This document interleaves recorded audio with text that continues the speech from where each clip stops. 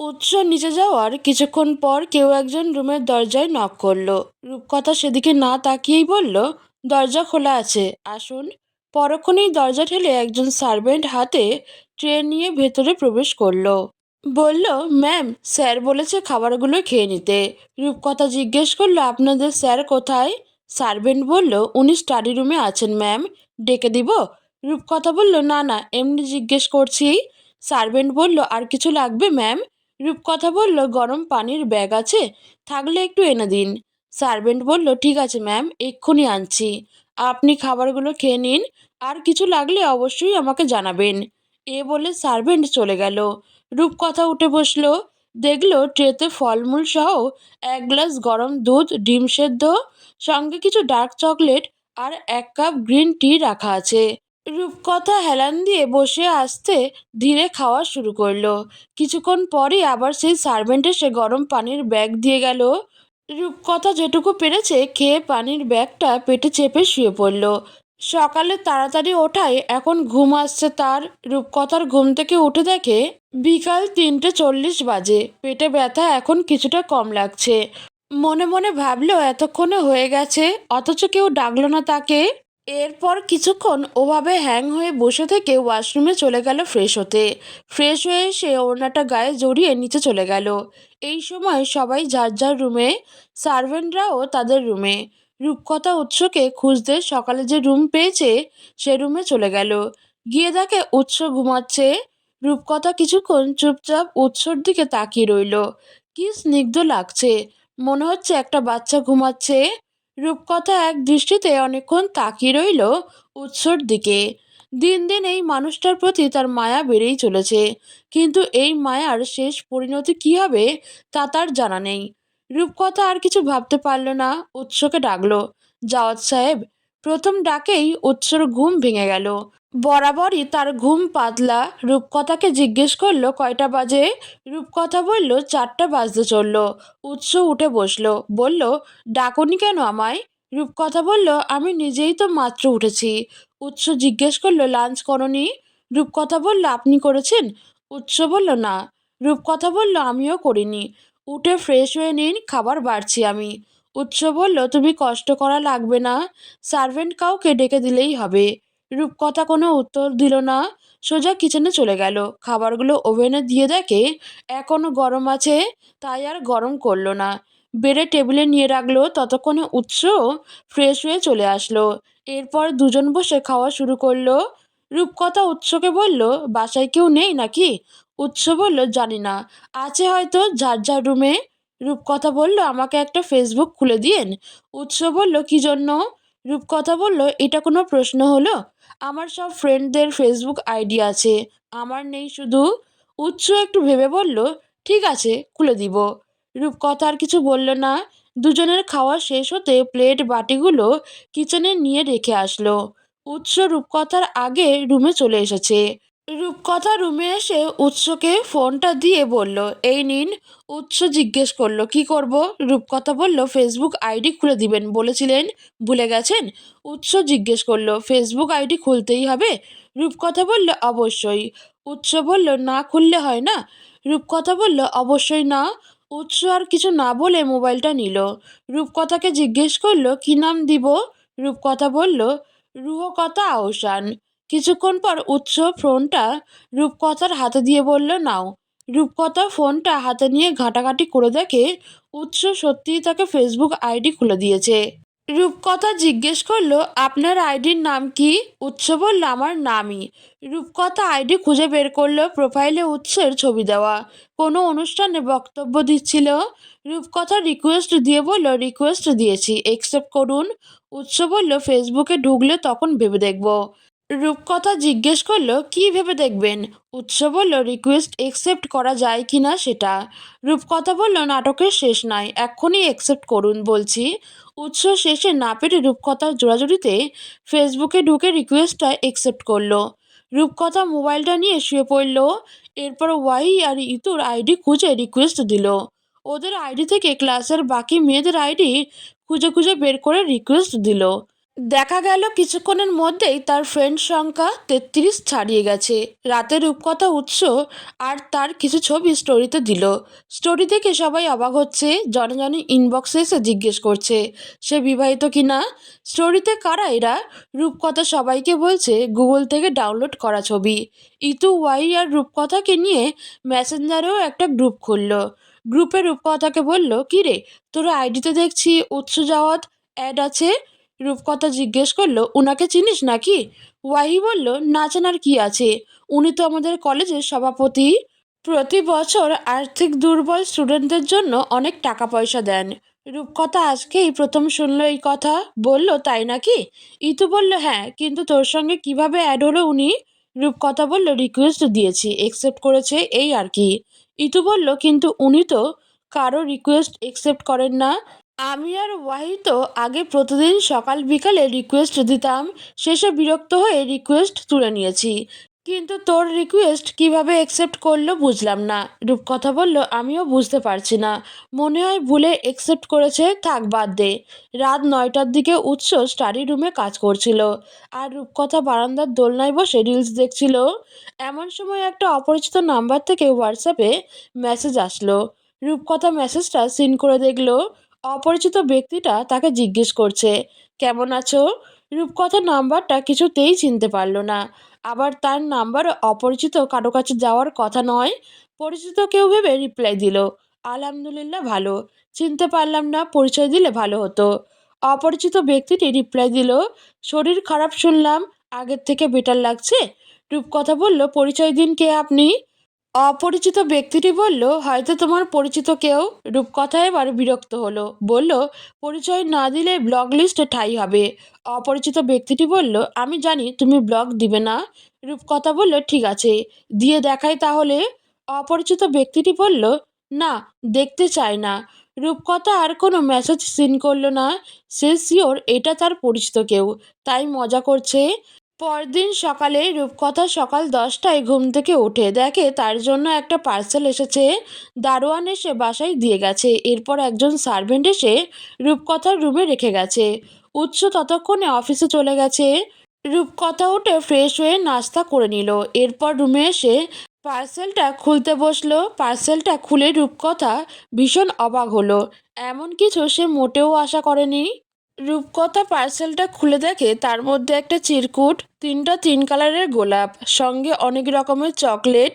রূপকথা বেশ অবাক হলো, বুঝতে পারছে না কে পাঠিয়েছে এগুলো। এভাবে তো কারো পার্সেল পাঠানোর কথা না, তাহলে কে পাঠালো? রূপকথার কিছু না ভেবে ফোনটা নিয়ে উৎসকে কল দিল। উৎস অফিসে নিজের রুমে বসে ফাইল দেখছিল। রূপকথার কল দেখে ফোনটা রিসিভ করলো। ফোন রিসিভ হতেই রূপকথা বলল, এই, আপনি কি আমার জন্য কিছু অর্ডার করেছিলেন? উৎসর সোজাসাপটা জবাব, বলল না। রূপকথা বলল, বাসায় আমার নামে একটা পার্সেল এসেছে, কিন্তু আমি বুঝতে পারছি না কে পাঠিয়েছে। উৎস বলল, খুলে দেখো ভেতরে কি আছে। রূপকথা চিরকুটের কথাটা এড়িয়ে গেল, বলল, খুলেছি, ভেতরে ফুল আর চকলেট আছে। উৎস বলল, তোমার আবিদ স্যার পাঠিয়েছে হয়তো, আর কিছু বলবে? আমি ফাইল দেখছি, একটু ব্যস্ত আছি। রূপকথা না বলে ফোনটা কেটে দিল। রূপকথা এখনো বুঝতে পারছে না পার্সেলটা কে পাঠিয়েছে তাকে। রূপকথা এবার চিরকুটটা খুলল, দেখলো তাতে লেখা আছে, পালাতে পারিনি আমি যে দিশেহারা, দুটি চোখ যেন আমায় দিচ্ছে পাহারা। রূপকথা এবার আরো বেশি অবাক হলো, সব তার মাথার উপর দিয়ে যাচ্ছে। অনেক ভাবলো জিনিসগুলো কি করবে, কিছু মাথায় আসলো না। তাই সবকিছু একসঙ্গে করে একটা ড্রয়ারে রেখে দিল। 7 দিন পর আজ দুপুর 2টা থেকে রূপকথার ফার্স্ট ইয়ার ফাইনাল পরীক্ষা শুরু। রূপকথার খাতায় কি লিখবে এটা ভেবে ভয়ে তার হাত পা ঠান্ডা হয়ে আসছে। এই অল্প কয়েক দিনে যেভাবে পেরেছে ফাঁকিবাজি করে পরীক্ষার প্রিপারেশন নিয়েছে। রেজাল্ট খারাপ আসলে উৎস তাকে দুনিয়াতে রাখবে না। এমনিতেই বলে দিয়েছে রেজাল্ট খারাপ হলে আর পড়ালেখা করার দরকার নেই। রূপকথা ভাত খেয়ে রেডি হচ্ছিল, এমন সময় উৎস কল দিল, জিজ্ঞেস করলো, বেরিয়েছো? রূপকথা বলল, না, রেডি হচ্ছি। উৎস বলল, ঠিক আছে, বেস্ট অফ লাক, ঠান্ডা মাথায় পরীক্ষা দিও, আশেপাশের কাউকে ডিস্টার্ব করিও না। রূপকথা বলল, কাকে ডিস্টার্ব করব, আমি কি কিছু পারি না? উৎস বলল, যে পড়ালেখা করেছো, মনে তো হয় না নিজে থেকে কিছু লিখতে পারবে বলে। রূপকথার আগে ফোনটা কেটে দিল। এরপর রেডি হয়ে দরকারি সব কিছু নিয়ে বেরিয়ে পড়ল। ইতু আর ওয়াই এক হলে পড়েছে, আর রূপকথা অন্য হলে। পরীক্ষা শুরু হওয়ার আরও 25 মিনিট বাকি। রূপকথা, ওয়াই, ইতু তিনজনে বাইরে দাঁড়িয়ে কথা বলছে। এমন সময় সাব্বির এসে ওদের সামনে দাঁড়ালো। সাব্বির ওদের ক্লাসেরই একটা ছেলে, একদম গায়ে পড়া টাইপ। মেয়েরা কেউ দেখতে পারে না তাকে। ইতুর তো ছেলেটাকে দেখতেই গা জ্বলে। সাব্বির এসে ইতুকে বলল, তোরা মেয়ে জাতি এত খারাপ কেন রে? ইতু বলল, তোকে আবার কোন মেয়ে ধর্ষণ করলো রে? ইতুর কথা শুনে রূপকথা আর ওয়াই জোরে হেসে দিল। অন্যদিকে সাব্বির হ্যাবলার মতো তাকিয়ে আছে। বেচারা লজ্জা পেয়েছে। বলল, আস্তা গাফিরুল্লাহ, কী সব বলছিস? ইতু বলল, তাহলে কি প্রেগনেন্ট বানিয়ে দিয়েছে? সাব্বির, থাক টাটা বলে দ্রুত হেঁটে চলে গেল। ও যেতেই রূপকথার 3 বান্ধবী অট্ট হাসি দিয়ে উঠল। রূপকথা ইতুকে বলল, ভাই তুই এত গাল পাতলা কেন? ইতু বলল, আমি এমনই। এর মধ্যেই তাদের হলে টিচার আসার সময় হয়ে গেল, তাই তিনজন যে যার হলে চলে গেল। রূপকথার পরীক্ষা শেষ হলো বিকেল 5টায়। ড্রাইভার গাড়ি নিয়ে গেটের বাইরে দাঁড়িয়ে আছে। রূপকথাকে দেখে গাড়ির দরজা খুলে দিল। এরপর রূপকথা উঠে বসতেই ড্রাইভার গাড়ি ছাড়লো। রাত 8টায় উৎস বাসায় ফিরে দেখে রূপকথা পড়ার টেবিলে বসে ঘুমাচ্ছে। উৎস আশেপাশে তাকিয়ে পানির গ্লাস খুঁজতে লাগলো। পেয়ে যেতেই গ্লাসটা হাতে তুলে নিল। রূপকথাকে 2বার ডাকলো। উৎসর ডাকে রূপকথার ঘুম ভেঙেছে ঠিকই, তবে কিছু বুঝে ওঠার আগেই উৎস তার গালে এক কোষ পানি মেরে দিল। রূপকথা রেগে গেল, বলল, কি সমস্যা? পানি মারছেন কেন? আপনার কোন পাকা ধানে মই দিয়েছি আমি? উৎস বলল, না পড়ে ঘুমাচ্ছিলে কেন? রূপকথা বলল, আপনি জানেন আমি ঘুমিয়েছি? আমি তো জাস্ট চোখটা বন্ধ করে রেখেছিলাম। উৎস জিজ্ঞেস করলো, কাল কি পরীক্ষা? রূপকথা বলল, ইংরেজি। উৎস বলল, একদম সহজ সাবজেক্ট তাই না? রূপকথা বলল, হ্যাঁ, আপনাকে বলছে সহজ সাবজেক্ট। উৎস বলল, কঠিন সাবজেক্ট হলে তো এভাবে পড়ে পড়ে ঘুমাতে না। নিশ্চয়ই সহজই আছে। কথাটা শুনে রূপকথা বুঝে গেল উৎস তাকে খুব সূক্ষ্মভাবে একটা খোঁচা দিয়েছে। রাত তখন 1টা। রূপকথা পড়ছে, উৎস শুয়ে আছে। রুমের লাইট জ্বালায়, ঘুম আসছে না উৎসর। রূপকথাকে বলল, আজকে আর পড়া লাগবে না, শুয়ে পড়ো, অনেক রাত হয়েছে। রূপকথা এই কথাটা শোনার জন্য অপেক্ষা করছিল। উৎসর এই কথা বলতে দেরি, কিন্তু রূপকথার শুনতে দেরি না। উৎসর কথা শেষ হওয়ার আগেই রূপকথা বইটা বন্ধ করে উঠে লাইট নিভিয়ে ধপাস করে এসে শুয়ে পড়ল। আজ রূপকথার পরীক্ষা শেষ। বিকেল 5টায় রূপকথা পরীক্ষার খাতা জমা দিয়ে গেটের বাইরে এসে দাঁড়ালো।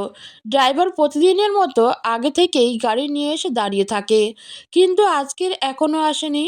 রূপকথা আস্তে ধীরে লিখছিল, তাই একদম শেষ সময়ে খাতা জমা দিয়েছে। হল থেকে বেরিয়ে দেখে ইতু আর ওয়াই অনেক আগেই চলে গেছে। রূপকথা হাত ঘড়িতে বারবার সময় দেখছিল। ধরনীর বুকে সন্ধ্যায় নেমে এসেছে, তার ভয় লাগছে। এমন সময় দেখলো ড্রাইভার আসছে গাড়ি নিয়ে। ড্রাইভার রূপকথার সামনে এসে গাড়ি থামালো। দরজা খুলে বলল, সরি ম্যাম, অনেকক্ষণ দাঁড়িয়েছিলেন। রূপকথা গাড়িতে উঠে বসলো। বলল, কখনো তো এত লেট করেন না, আজকের এত লেট হওয়ার কারণ কি? ড্রাইভার কিছু বলল না, নিজের মতো ড্রাইভ করছে। একটু যেতেই রূপকথা খেয়াল করলো তারা প্রতিদিন যে পথ দিয়ে যায় আজকে সে পথ দিয়ে যাচ্ছে না। ড্রাইভারকে জিজ্ঞেস করলো, কোথায় নিয়ে যাচ্ছেন আমাকে? ড্রাইভার এবারও কিছু বলল না, চুপচাপ ড্রাইভ করছে। এবার রূপকথার টেনশন হতে লাগলো। তবে সে এটুকু জানে ড্রাইভার তার কোনো ক্ষতি করবে না। ঢাকা এবার কি আর হসপিটালের সামনে এসে ড্রাইভার গাড়ি থামালো। রূপকথা জিজ্ঞেস করলো, এখানে কেন নিয়ে এসেছেন আমাকে?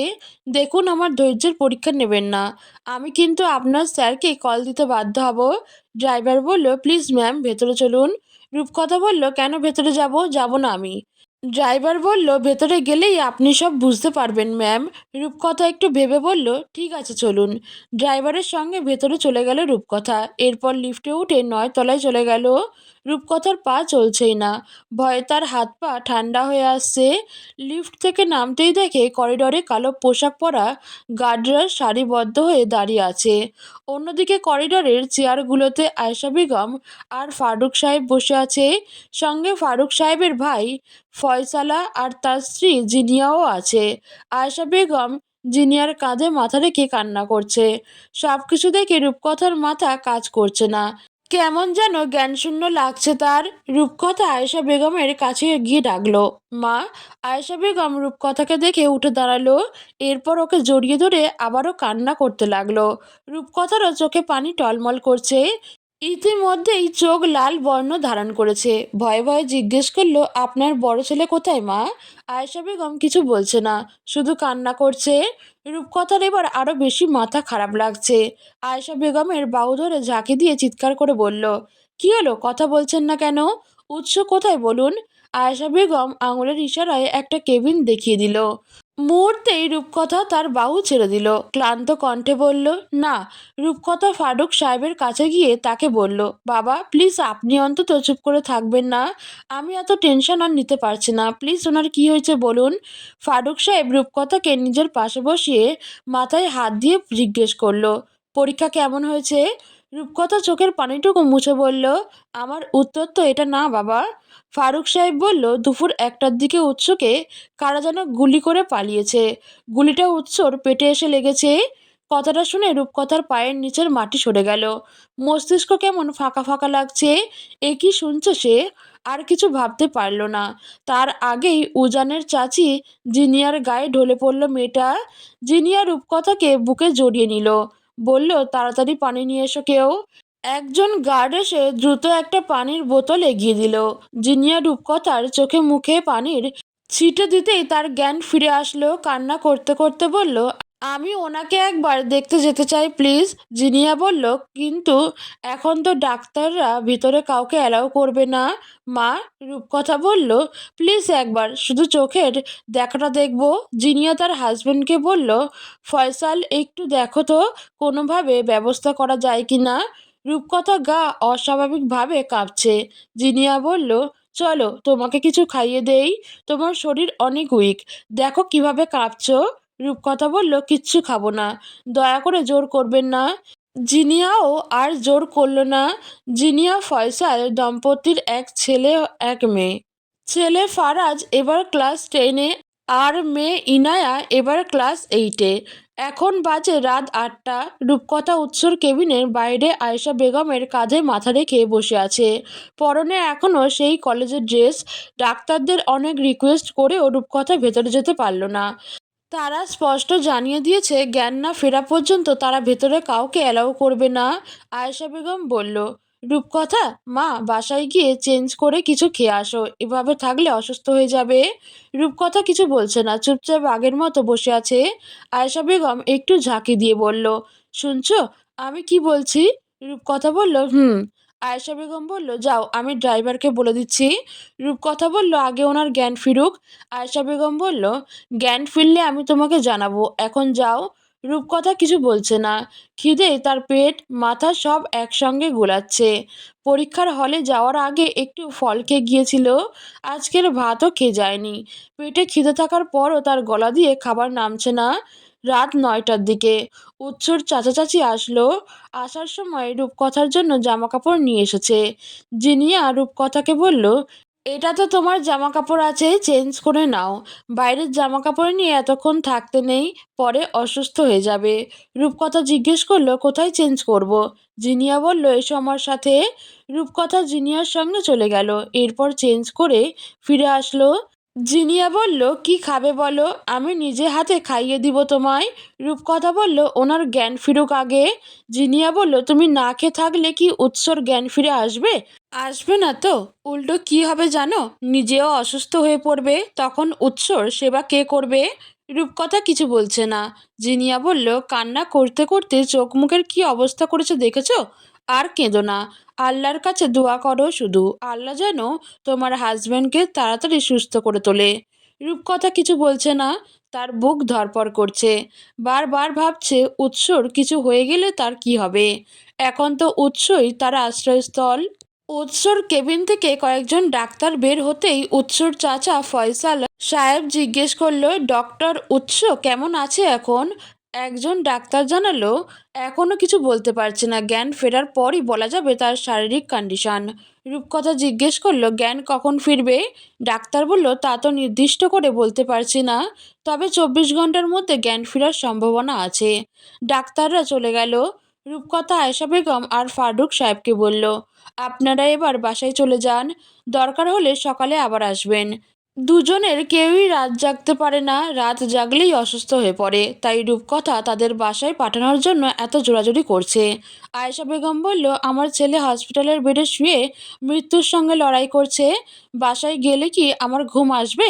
রূপকথা বলল, হয়তো আসবে না, তবে বাসায় গেলে হয়তো একটু ফ্রেশ লাগবে, তাই বলছি প্লিজ বাসায় যান। এখানে গার্ডরা আছে, আমি আছি, কাকিমণিরা আছে, আর ইমার্জেন্সি কোনো দরকার হলে আমি কল দেবো আপনাকে। এরপর জিনিয়াও বলল, আপা, রূপকথা ঠিকই বলেছে, এভাবে চলতে থাকলে আপনারা সবাই একসঙ্গে অসুস্থ হয়ে যাবেন।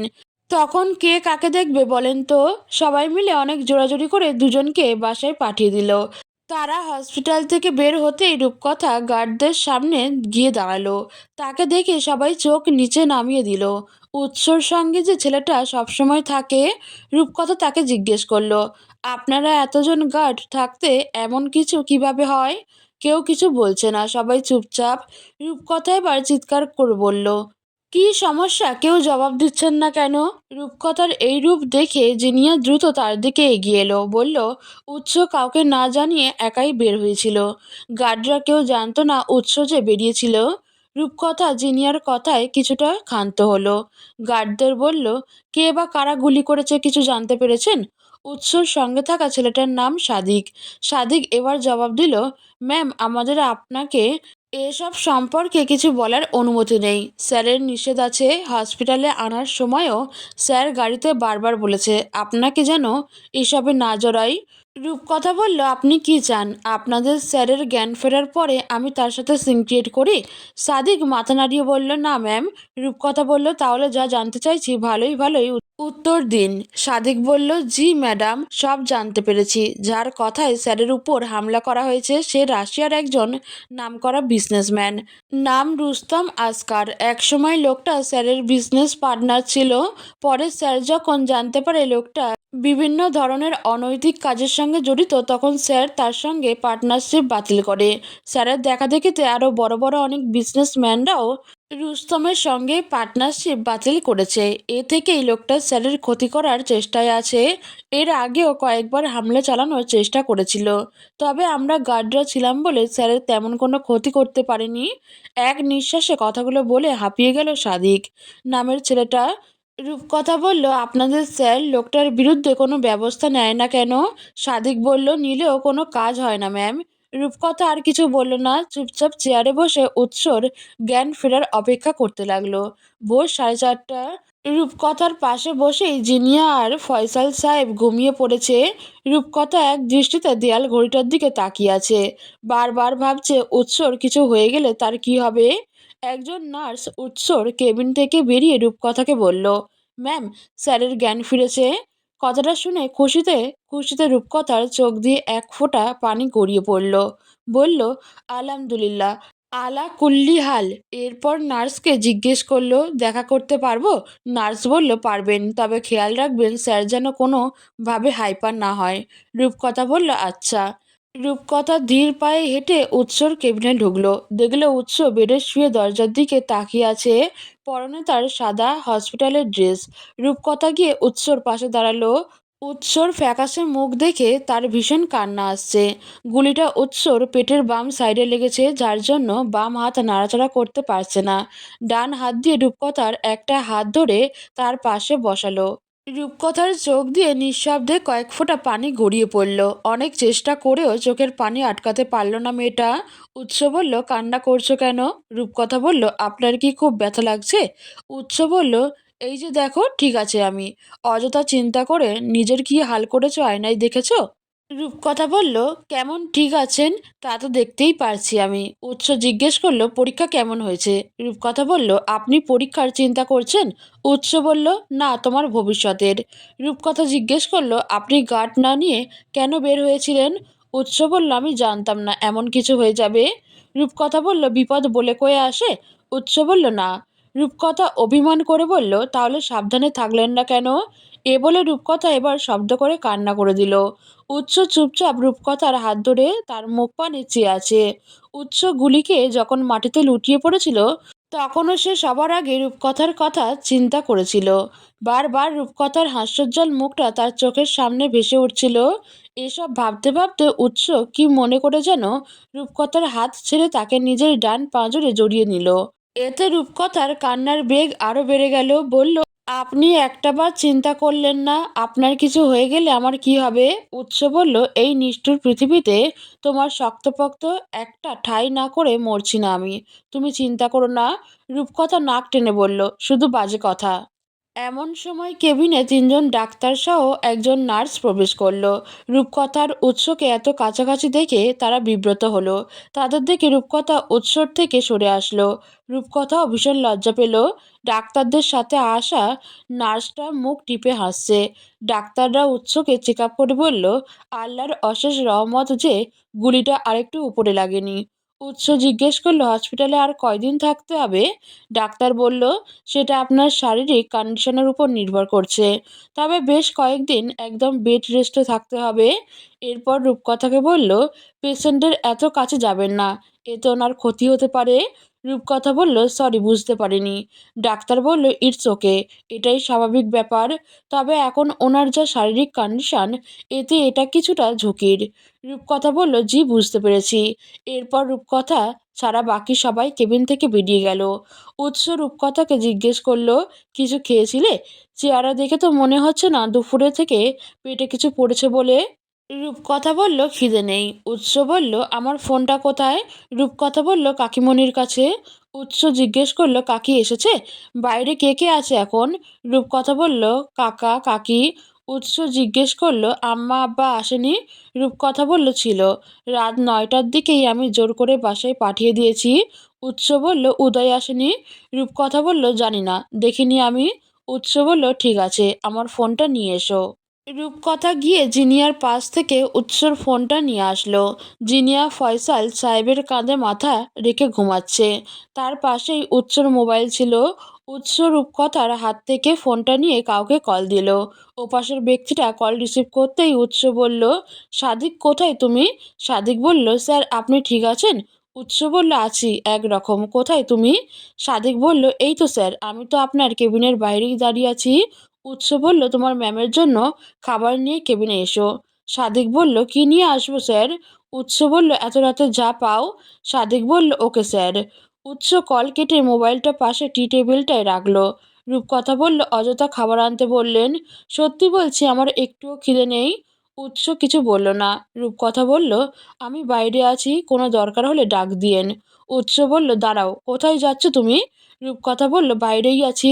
উৎস হাতের ইশারায় সোফা দেখিয়ে বলল, চুপচাপ সোফাটায় গিয়ে বসো। রূপকথা আর কিছু বলল না, সোফাটায় গিয়ে বসলো। বলল, আপনি এত নড়াচড়া করছেন কেন? ব্যথা বেড়ে গেলে ভালো লাগবে। তখন রূপকথাকে জড়িয়ে ধরায় উৎসর ব্যথা পেয়েছে, তবে সেটা প্রকাশ করলো না। প্রকাশ করলেই রূপকথা অযথা চিন্তা করবে। উৎসর মনে হচ্ছে মেয়েটা একদিনেই কেমন বড় হয়ে গেছে, বড়দের মতো কথা বলছে, কিভাবে শাসন করছে তাকে। প্রায় আধা ঘন্টা পর সাদিক খাবার নিয়ে উৎসর কেবিনে আসলো। দরজায় নক করতেই উৎস বলল, ভেতরে আসো সাদিক। সাদিক ভেতরে প্রবেশ করে উৎসকে সালাম দিল। এরপর ভালো মন্দ জিজ্ঞেস করে খাবারের প্যাকেটটা টি টেবিলের উপর রেখে বেরিয়ে পড়ল। উৎস রূপকথাকে বলল, খেয়ে নাও। রূপকথা বলল, ইচ্ছে করছে না। উৎস বলল, ডাক্তার আমাকে হাইপার হতে মানা করেছে। রূপকথা উঠে হাতটা ধুয়ে বলল, খাচ্ছি তো। উৎস বলল, খেয়ে সোফায় গিয়ে শুয়ে পড়ো। সাদিক রূপকথার জন্য পিৎজা, ফ্রেঞ্চ ফ্রাই, লাচ্ছি নিয়ে আসলো। এত রাতে এতটুকু খাবারই জোগাড় করতে পেরেছে সে। রূপকথা তাই খেয়ে নিল। এরপর সোফায় গিয়ে বসলো। সকাল 7টায় উৎসর ঘুম ভাঙলো। দেখলো রূপকথা এখনো সোফায় বসে বসে ঘুমাচ্ছে। দেখে উৎসর মায়া হলো। তার হাতেও আগের থেকে একটু বেশি ব্যথা অনুভব করছে সে।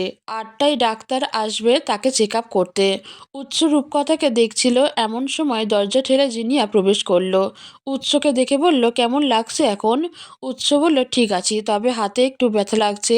কাকা কোথায়? জিনিয়া বলল, তোমার কাকা বাইরে বসে ঘুমাচ্ছে। উৎস বলল, বাসায় চলে যেতে পারতেন, এখানে গার্ডরা তো ছিলই। জিনিয়া বলল, একটু পরে চলে যাব। রূপকথা কোথায়? বাইরে নেই দেখলাম, আমি ভেবেছিলাম তোমার কাছে আছে। উৎস ইশারায় তাকে সোফায় দেখিয়ে দিল। জিনিয়া সেদিকে তাকিয়ে দেখে রূপকথা সোফায় বসে ঘুমাচ্ছে। জিনিয়া রূপকথাকে ডাকলো। জিনিয়ার ডাক শুনে রূপকথা চোখ মেলে তাকালো। প্রথম কয়েক সেকেন্ড বোঝার চেষ্টা করলো সে কোথায় আছে। এরপর বুঝতে পারলো সে হসপিটালে আছে। জিনিয়াকে জিজ্ঞেস করলো কয়টা বাজে। জিনিয়া বলল, 7টা বাজে। কাল রাত থেকে কিছু খাওনি তুমি? উঠে ফ্রেশ হয়ে কিছু খেয়ে নাও। রূপকথা কিছু বলছে না, চুপচাপ বসে আছে। তার মাথা ঝিঝি করছে। জিনিয়া বেগম বাইরে চলে গেছে। কিছুক্ষণ পর রূপকথা উঠল, ওয়াশরুমের দিকে যাচ্ছিল। এমন সময় দেখলো আয়েশা বেগম আর ফারুক সাহেব এসেছে। এসেই আয়েশা বেগম উৎসর হাত ধরে কান্না করছে। তার পাশেই ফারুক সাহেব দাঁড়িয়ে আছে। ১৩ দিন পর, এই ১৩ দিনে একটা বারের জন্য রূপকথা বাসায় যায়নি। আয়েশা বেগম আসা যাওয়ার মধ্যে ছিল। উনি রোজ নিজে হাতে রান্না করে বাসা থেকে খাবার নিয়ে আসে। উৎসর অবস্থা আগের থেকে অনেকটাই ভালো, ব্যথাও কমেছে। কিন্তু সোফায় বসে ঘুমানোর ফলে রূপকথার কোমরে আর ঘাড়ে ধরে আছে, নড়াচড়া করতে পারছে না। উৎস বলল, সোফায় ঘুমাতে হবে না, বাইরে ড্রাইভার আছে, বাসায় চলে যাও। রূপকথা বলল, কাল তো আপনাকে এমনিতেই রিলিজ দিয়ে দিবে, আজকে না হয় একটু কষ্ট করে থেকেই যায়। উৎস বলল, কি দরকার এত কষ্ট করার? রূপকথা বলল, ওমা, নিজের আপন স্বামীর জন্য কষ্ট করব না? উৎস কিছু বলছে না, চুপচাপ রূপকথার দিকে তাকিয়ে আছে। রূপকথার প্রতি সত্যি তার একটা মায়া বসে যাচ্ছে তার। এই ১৩-১৪ দিন রূপকথা তার জন্য অনেক কষ্ট করেছে। তাকে ঔষধ খাওয়ানো থেকে খাবার খাওয়ানো, সব কিছুই রূপকথা করেছে। পরদিন উৎসকে আজ সকালে বাসায় নিয়ে আসা হয়েছে। রূপকথা বাসায় এসে প্রথমেই চুলে শ্যাম্পু করে শাওয়ার নিয়ে নিল। এরপর বিছানায় গিয়ে ধপাস করে শুয়ে পড়ল। এতদিন দম বন্ধ লেগেছিল তার। অবশেষে আজকের একটু শান্তি লাগছে। উৎস নিচে বসে কথা বলছে সবার সঙ্গে। যিনি আর ফারুক সাহেব এসেছে তাদের ছেলে মেয়ে নিয়ে উৎসকে দেখতে।